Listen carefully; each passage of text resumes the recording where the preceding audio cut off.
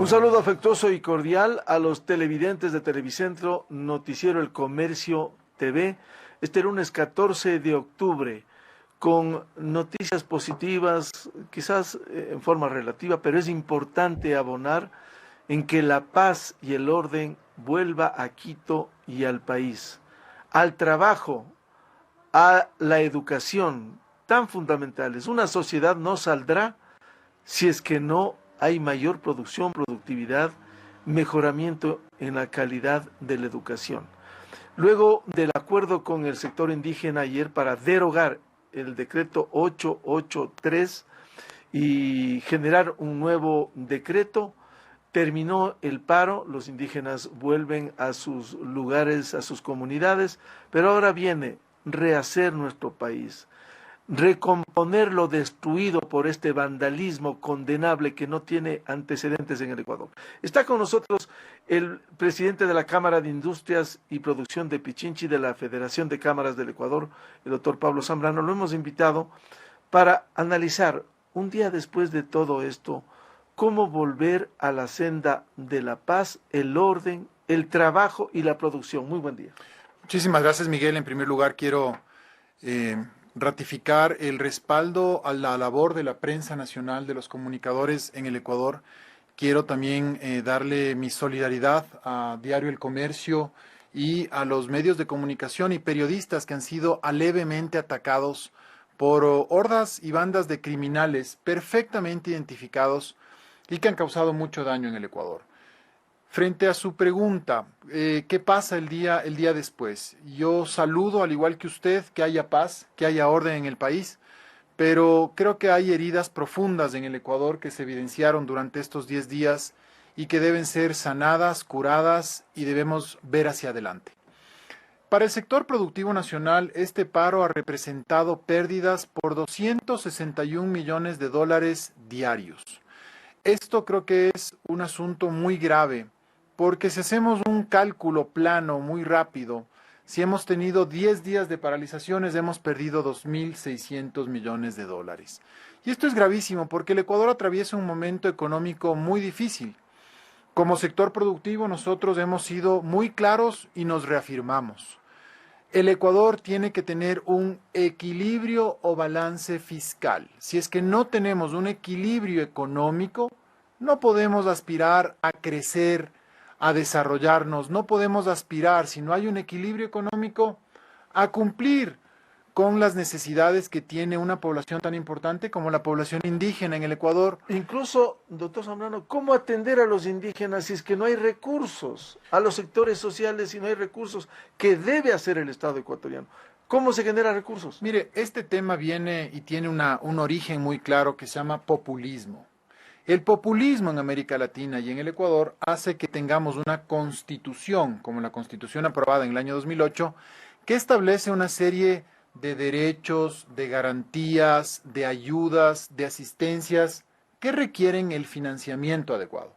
Entonces, si no tenemos el financiamiento adecuado, es imposible cumplir con todas las promesas que tiene el ordenamiento jurídico ecuatoriano y específicamente la Constitución del año 2008. Entonces, lo que hay que hacer es sentarse a dialogar y ver exactamente cuál es la realidad del país. Y la realidad del país es que voy a dar dos cifras que son muy importantes y decidoras para que quienes nos escuchan y nos ven tengan en cuenta de la cantidad inmensa de dinero.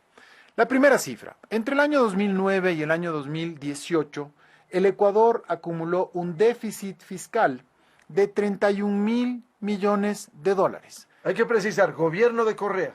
El gobierno anterior, ¿no es cierto?, solamente en el año 2017, es decir, terminando el último año de gobierno, hubo un déficit de más de 6.500 millones de dólares. Es decir, se gastó muchísimo más de lo presupuestado. Entonces, tenemos primero ese dogal, ese peso inmenso sobre la economía ecuatoriana. Y la segunda cifra que es verdaderamente escandalosa, y este es un cálculo hecho por uno de los más importantes economistas que tiene este país, dice que en 50 años, hemos tenido 50 años, los subsidios a los combustibles, el Ecuador ha subsidiado 100.000 millones de dólares. Por favor, son cifras astronómicas. Frente a estas realidades, el déficit fiscal crónico y los subsidios indiscriminados que ha tenido este país, el sector productivo nacional, en un acto absoluto de coherencia y de dolor con el país, hemos dicho, busquemos la manera de equilibrar la economía y busquemos la manera de focalizar los subsidios. Porque eso es lo que ha ocurrido. Si no tenemos recursos, si gastamos el dinero a mano abierta, entonces, ¿cómo vamos a tener futuro y equilibrio fiscal? ¿No cree que con la derogatoria del 883, en aras de la paz del país, no se van a generar nuevos recursos? ¿Cómo se puede atender al indigenado, a los sectores sociales en estas condiciones de escasez de recursos? Mire, el día de ayer algunas personas me consultaban y me preguntaban, porque creo que lo interesante de todo esto es que la sociedad civil también se activó. Mucho ojo, no solamente los vándalos se activaron. La sociedad civil también está activada y esto es fundamental. Y esto es fundamental porque nos hemos organizado en nuestros barrios, nos hemos organizado en nuestras instituciones, en nuestras empresas, en planes de seguridad para prevenir el vandalismo. Pero dentro de estas cadenas de comunicación que se han generado en la sociedad civil, mucha gente me decía, oye, ¿y con esto corre riesgo o tenemos peligro en la economía nacional? Yo lo que digo es que sí hay una grave afectación a este modelo de tener una estabilidad económica. Y yo sí sugeriría o pediría que nos sentemos a encontrar, los ecuatorianos de bien, nos sentemos a encontrar soluciones al país. Quienes queremos al Ecuador, quienes le queremos al Ecuador desarrollado, soluciones. Por ejemplo, ¿qué necesitamos hacer desde el sector productivo nacional? Necesitamos fomentar al sector exportador. ¿Para qué? Para traer divisas al Ecuador. Necesitamos, por otro lado, también fomentar al sector de las inversiones. Hay que hacer que este país se vuelva atractivo a la inversión extranjera nacional. Pero para ello tiene que haber seguridad jurídica, paz, orden. En estas condiciones no resulta Entonces, difícil. ¿qué tenemos que hacer de aquí en adelante? Establecer esos dos requisitos esenciales. En primer lugar, la seguridad jurídica, ¿no es cierto? Que es algo elemental, es el respeto a la ley.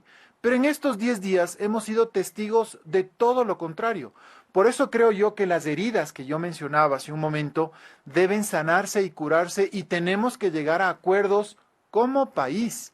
Porque el momento en el que nos dividimos, entonces estamos liquidados como nación, como Estado.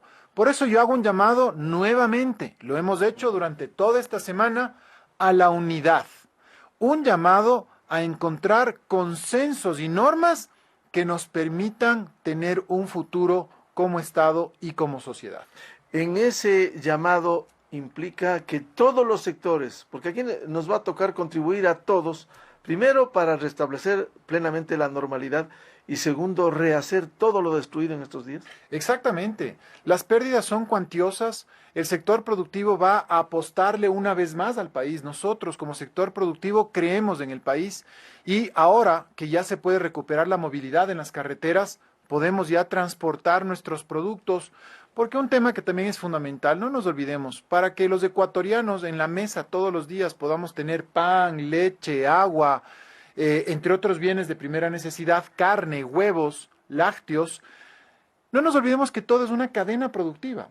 Muchas veces también me decían, bueno, entonces el sector productivo es el que pierde. No, señores, el Ecuador entero es el que pierde, porque para tener un vaso de leche todas las mañanas o un pedazo de pan todas las mañanas, necesitamos de toda una cadena productiva que nace en el campo, que se traslada después a las industrias, que se procesa en las industrias y que de ahí va a las tiendas o a los comercios. Entonces, el Ecuador entero ha perdido. Por eso nosotros lo que tenemos es una vocación de seguir colaborando. Dentro de los diálogos, un tema que es fundamental, el sector privado genera 9 de cada 10 empleos. Por lo tanto, genera la inversión privada.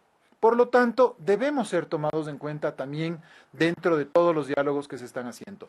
Vuelvo y repito, y yo he hablado durante esta semana con el señor delegado, con el señor representante de las Naciones Unidas acá en el Ecuador, el señor Peral, y le he dicho, señor Peral, cuente con el sector privado también para los diálogos, porque es fundamental que los ecuatorianos de bien, los que le queremos al país, los que queremos la unidad del Ecuador, participemos dentro de los consensos y de las propuestas que se vayan a hacer. Ahora, una inquietud ciudadana es el incremento de los precios. ¿Cómo lograr que también desde el sector productivo, en estas condiciones difíciles, no haya la disparada de precios al consumidor? No nos olvidemos que la economía en el Ecuador es formal e informal. La semana anterior, el día jueves de la semana anterior, la Federación Nacional de Cámaras de Industrias del Ecuador expidió un comunicado público en el cual mencionamos claramente que vamos a tratar de asumir dentro de nuestra estructura de costos el incremento, por ejemplo, del diésel en los fletes. ¿Para qué? Para que no se afecte el precio de venta al público. Y voy a poner un ejemplo. Salieron en redes sociales varios ejemplos, pero si es que sube el 30% el costo del flete, eso no puede ser trasladado el 30% al producto final. Por favor, eso es de especulación. Por lo tanto, desde el sector productivo formal, nos comprometemos a hacer este análisis para evitar la escalada de costos. Pero ¿qué pasa en el sector informal? ¿Qué pasa en los mercados que hay a lo largo y ancho del país? O los intermediarios que aprovechan y especulan. Entonces, por eso, los propios ciudadanos tenemos que convertirnos en veedores de que no haya este abuso en los mercados, sobre todo. Y las grandes cadenas también tendrán la predisposición para evitar que haya una escalada de precios. Sin duda, desde el punto de vista del sector formal, el sector formal se ha comprometido a evitar que ocurra esto. Mire usted, Miguel, lo que ha pasado en los últimos 6, 7 meses en el Ecuador. El índice de precios al consumidor, la inflación, no ha subido, más bien se ha mantenido casi pegada al cero y en algunos casos ha decrecido. ¿Y esto por qué? Porque el Ecuador ya viene atravesando desde el año anterior un frenazo en la economía. ¿Qué quiere decir esto? Que el consumo de los hogares ha bajado en el país.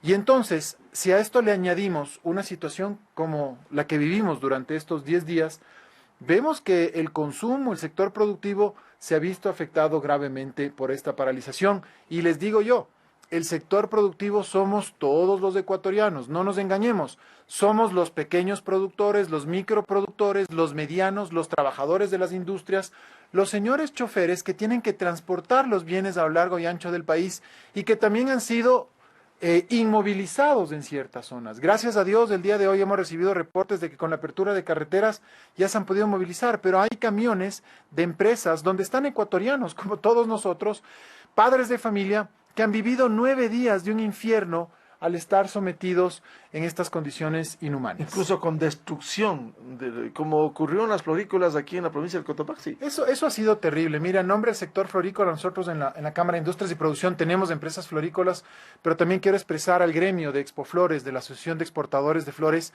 mi solidaridad y mi total respaldo frente a los ataques aleves que sufrieron. Se destruyeron plantaciones, se capturaba a los trabajadores y se los obligaba a subir en camiones para venir a las marchas a Quito. ¿Se puede identificar quiénes eran? De lo que tengo entendido, hay identificación de estas personas que han sido agitadores y que lamentablemente han causado terror.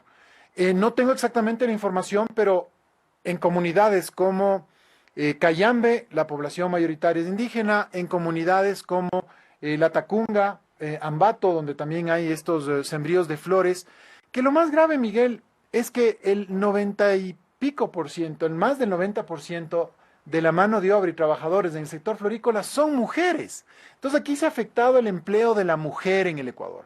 Vea usted todas las aristas que se van generando, todos los temas que van apareciendo. Esta semana y un poco más de estos 10 días, yo creo que han sido días muy dolorosos para el Ecuador, para el país, pero los ecuatorianos tenemos que ser muy claros. No podemos caer bajo el miedo, no podemos hacerle el juego a los terroristas que quieren aterrorizarlos. Así es que tenemos que ser fuertes, tenemos que ser resilientes y tenemos que salir adelante.